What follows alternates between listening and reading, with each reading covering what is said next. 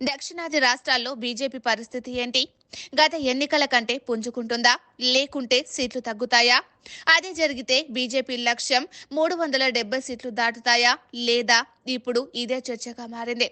దక్షిణాదిన ఉన్న 130 స్థానాల్లో బీజేపీ 29 స్థానాలకే పరిమితమయ్యింది. కానీ ఈ ఎన్నికల్లో సగం సీట్లైనా దక్కించుకోవాలని బీజేపీ భావిస్తోంది. కర్ణాటక, ఏపీ, తమిళనాడులో పొత్తులు కుదుర్చుకుంది. తెలంగాణ, కేరళలో ఒంటరి పోరాటం చేస్తోంది. గత ఎన్నికల్లో దక్షిణాది రాష్ట్రాల్లో మూడింట అసలు బీజేపీ ఖాతా తెరవలేదు. ఆంధ్రప్రదేశ్, తమిళనాడు, కేరళలో ఒక్క సీటు కూడా దక్కించుకోలేకపోయింది. కర్ణాటకలో మాత్రం 28 సీట్లకు గాను 25 స్థానాలను దక్కించుకుంది.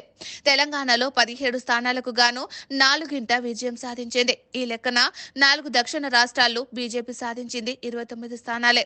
అంటే ఇంకా 101 స్థానాల్లో ఆ పార్టీకి ప్రాతినిధ్యం లేనట్టే. ఎన్డీఏ పరంగా 400 సీట్లు, బీజేపీ పరంగా 370 సీట్లు సాధించాలని కాషాయ దళం లక్ష్యంగా పెట్టుకుంది. అయితే ఉత్తరాది రాష్ట్రాల్లో గత 2 ఎన్నికల కంటే బీజేపీకి ఆదరణ తగ్గింది అన్న సంకేతాలు వస్తున్నాయి. తొలి 3 విడతల పోలింగ్ లో సైతం గణాంకాలు కొంచెం తక్కువగా ఉన్నాయి. దీంతో బీజేపీ దక్షిణాది రాష్ట్రాలపై ప్రత్యేకంగా ఫోకస్ పెట్టింది. అందుకే ప్రధాని మోదీతో పాటు అమిత్ షా దక్షిణాది రాష్ట్రాలకు క్యూ కడుతున్నారు. భాగస్వామ్య పార్టీలతో కలిసి ప్రచారం చేస్తున్నారు. గత 10 ఏళ్లలో ప్రధాని మోదీ 120 సార్లు దక్షిణాది రాష్ట్రాల్లో పర్యటించారు. అయితే అందులో 64 అధికారిక కార్యక్రమాలు కాగా 56 పార్టీ పర్యటనలు.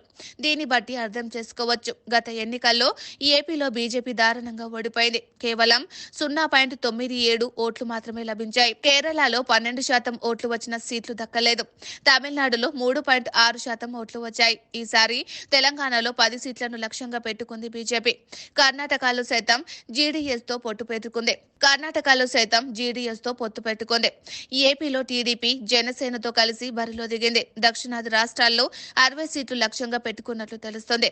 ఉత్తరాది, ఈశాన్య రాష్ట్రాల్లో 300కు పైగా స్థానాలు సాధిస్తే తాము అనుకున్న లక్ష్యానికి చేరువ అవుతామని టీడీపీ భావిస్తోంది. అయితే అది ఎంతవరకు వర్కౌట్ అవుతుందో చూడాలి.